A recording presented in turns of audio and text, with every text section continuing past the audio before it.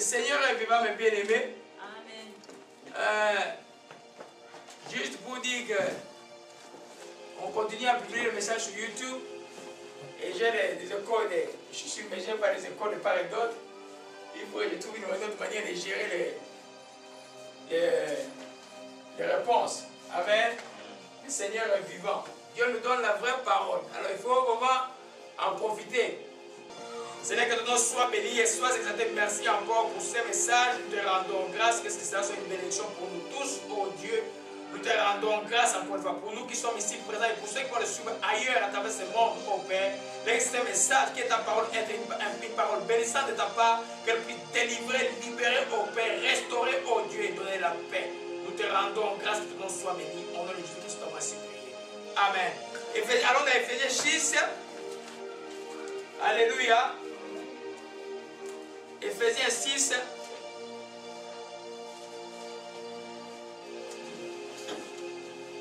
Alléluia. À partir du verset 10. Alléluia. Je vais commencer par là. Mais nous sommes en train de voir maintenant. Aujourd'hui, nous avons vu les armes spirituelles. On va juste relire les chapitres. Et puis je vais revenir sur ce que nous avons vu et aller en détail. Alléluia. Au reste, fortifiez-vous dans le Seigneur par sa force toute puissante. Revêtez-vous de toutes les armes de Dieu afin de pouvoir tenir ferme contre le ruse du diable. Car nous n'avons pas à lutter contre la chair et le sang, mais contre les dominations, contre les autorités, contre les principautés, les princes de ce monde des ténèbres, contre les esprits méchants dans les lieux célestes. C'est pourquoi prenez toutes les armes de Dieu afin de pouvoir résister dans les jours mauvais et tenir ferme après avoir tout surmonté. Tenez donc ferme. Ayez à vos reins la vérité pour ceinture. Revêtez la cuirasse de la justice. Mettez pour chaussures à vos pieds les ailes que donne l'évangile de paix. Prenez par-dessus tout cela les boucliers de la foi avec lesquels vous éteindre tous les traits infamés de l'ennemi. Prenez aussi les casques du salut que nous allons voir aujourd'hui et l'épée de l'esprit qui est la parole de Dieu. Faites en tout temps par esprit toutes sortes de prières et de supplications. Veillez à cela avec une entière persévérance, priez pour tous les saints. Veillez à cela avec une entière persévérance. Alléluia. Ça signifie que la prière pour nous, ce n'est pas une histoire d'un temps. Quand nous parlons des armes spirituelles, ce n'est pas pour les porter pendant que nous sommes à genoux simplement. Il y a des armes que nous allons voir aujourd'hui, parce que l'Esprit a parlé, c'est déjà une arme de stabilité, nous allons voir ça aujourd'hui. C'est des choses qu'il faut porter tout le temps. Alléluia. Amen. Ça ne veut pas que le diable le matin viendrait en face de moi, je suis bien assorti. Alléluia. Amen. Donc, nous comprenons que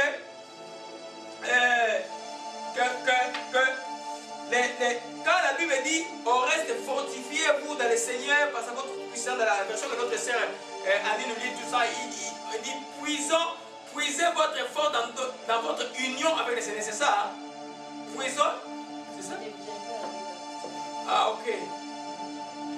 Ok, ça va. Puisons notre effort dans notre union avec le Seigneur. Alors, notre force ne peut venir que dans notre union avec le Seigneur. Si l'union avec le Seigneur n'est pas là, la force que nous attendons ne sera pas là. Alléluia. Alors, on a vu la première arme, nous avons vu c'était quoi? La statue de la vérité. La deuxième arme, nous avons vu c'était quoi? La cuirasse de la justice. La troisième arme, c'était les ailes. J'ai prié pour que Dieu a donné des sandales. C'était qui? C'est toi. C'est ce que ça signifie. Sandales, ça signifie les ailes que Dieu te donne. Les sandales, ça signifie les ailes de l'évangile. Amen. N'aie pas peur. Hein? Amen. Amen. N'aie pas peur de parler de Dieu. Amen. Amen. Les ailes. Amen.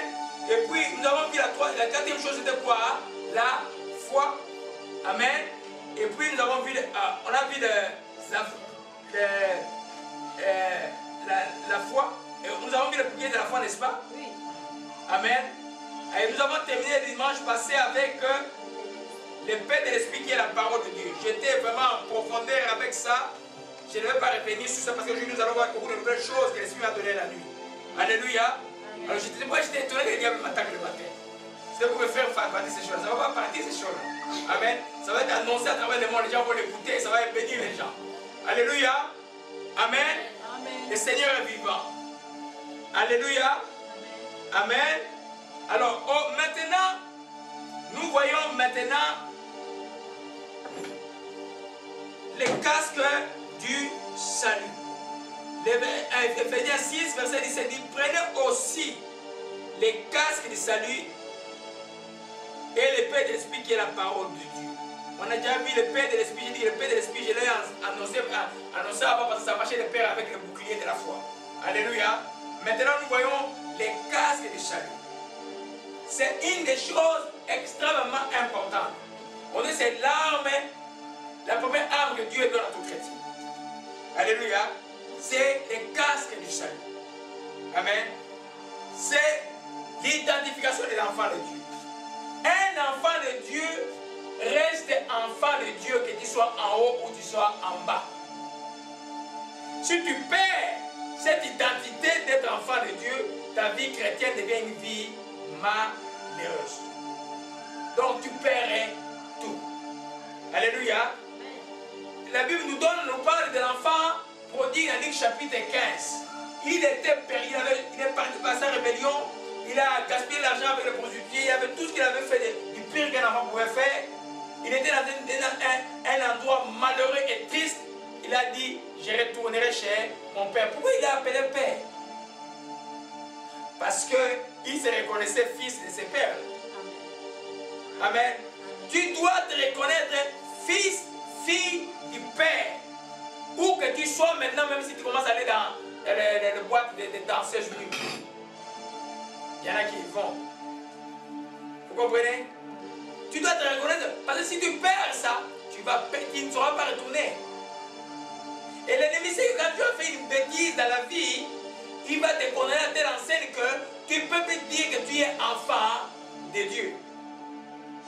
Amen. Surtout pour ceux qui font des combats, j'ai dit comme un comeback dans les combats spirituels, c'est-à-dire qu'il n'était pas enfoncé, tu es tombé dans l'adultère ou tu es tombé dans une situation chaotique. Maintenant, tu dois remonter. La première arme que tu dois revêtir, c'est les casques du salut, que tu as été sauvé un jour par un père. Et avec ça, tu peux retourner. Je vous rappelle la vision que j'ai de mon ami qui est sauvé. Je ne l'ai même pas encore appelé. Je l'ai dit à avec un casque très solide comme celui de Romain. Il dit, et Laurent, ça ne peut plus se casser. Amen. Chaque fois que je lui parlais de Christ, il me dit, ah non, moi je vais à l'église catholique, je suis bien là-bas, j'ai un cœur bon. C'est un gars bon depuis qu'on était enfant. Mais j'ai dit, les gars bons, beaucoup les gars bons vont en faire. Amen. Parce que ce n'est pas être bon qui va t'amener dans le ciel. C'est d'avoir reçu Jésus-Christ comme Seigneur et Sauveur qui va t'amener dans le ciel. Alléluia. Amen. Alors nous comprenons cela, mes bien-aimés. Amen. Donc c'est extrêmement important de comprendre. C'est pourquoi l'apôtre Paul, quand il écrit à l'église de Thessalonique, il dit simplement dans 1 Thessaloniciens 5, verset 4, Alléluia, je vais demander à Sœur Aimée de nous lire cela. 1 Thessaloniciens 5, verset 4. Alléluia. 1 Thessaloniciens 5, verset 4.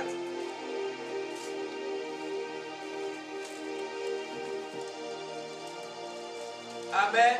Amen. Je lis au nom du Seigneur 1 Thessaloniciens 4, verset 5. 5, verset 4. 1 Thessaloniciens 5, verset 4. Amen. Mais vous, frères, vous n'êtes pas dans le ténèbre, pour que ces jours vous surprennent comme un voleur. Vous êtes tous des enfants de la lumière et des enfants du jour.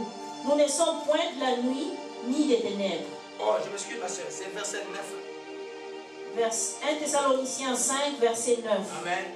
Car Dieu ne nous a pas destinés à la colère, mais à l'acquisition du salut par notre Seigneur Jésus-Christ, qui est mort pour nous, afin que soit que nous veillions, soit que nous dormions, nous vivions ensemble avec lui. C'est pourquoi exhortez-vous réciproquement et édifiez-vous les uns les autres. Amen. Amen. Le verset 9 encore. Car Dieu, nous disons nous tous, Dieu ne nous a pas destinés à la colère, mais à l'acquisition du salut par Jésus-Christ. Dieu ne nous a jamais destinés à la colère, à la destruction. Amen. Amen. Dieu nous a destinés à l'acquisition du salut par Jésus-Christ. Or, nous avons reçu ce salut dans le jour où vous êtes humiliés, vous avez donné notre vie à Jésus-Christ. C'est un verset très, très important. Alléluia. Et vous connaissez le texte de Jean 3, verset 16. Je vais demander à notre frère Nari Évangéliste s'il doit connaître ce texte-là. Jean 3, verset 16. Amen. Amen. Amen. Tout le monde connaît ces textes.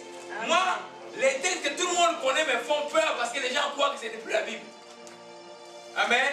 Oh, c'est vraiment fondamental. C'est comme je dis la fois passée, les psaumes 23, il y en a qui croient que c'est plus important. Oh, quand l'Éternel dit que l'Éternel est mon berger, effectivement, il ne manquera de rien. Alléluia. Amen. Et 1 Jean 3, verset dit, car Dieu a tant aimé le monde qu'il a donné son Fils né avec quiconque croit en lui, qu'il ne périsse point et qu'il ait la vie éternelle. Dieu n'a pas envoyé son Fils dans le monde pour qu'il juge le monde, mais pour que le monde soit sauvé par lui. Celui qui croit en lui n'est point jugé.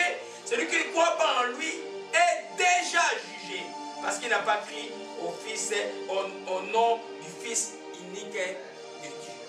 Alléluia. Amen. Amen. Nous comprenons, mes bien-aimés, que si Dieu a tant aimé le monde, ou quand, comme Paul dit dans le texte de Romains, il a mis le comble de son amour à son Fils, et il dit la question, si il a donné son propre Fils mourir pour nous, comment ne nous donnera-t-il pas toutes choses avec lui? Si Dieu a fait ces grands sacrifices, et toi un jour par grâce, tu as reçu comme Seigneur Sauveur, tu es enfant de Dieu. Que tu sois en haut, que tu sois en bas, tu es enfant de Dieu. Amen. Alléluia. Amen. Maintenant, dans les cas de combat spirituel, quand tu as les casques du salut, c'est alors que moi, quand j'étais jeune, avant, même après ma conversion, même 5 ans après ma conversion, 5 ans, mais jamais n'était pas encore né, j'ai regardé le West, le catch. J'étais à Kinshasa, j'avais, je crois, 45 cassettes de catch. Je connaissais tous les catcheurs du monde. Alors je connaissais un qui s'appelait Pupin. Lui, quand il est sur le ring, à un moment, il arrive à un second état.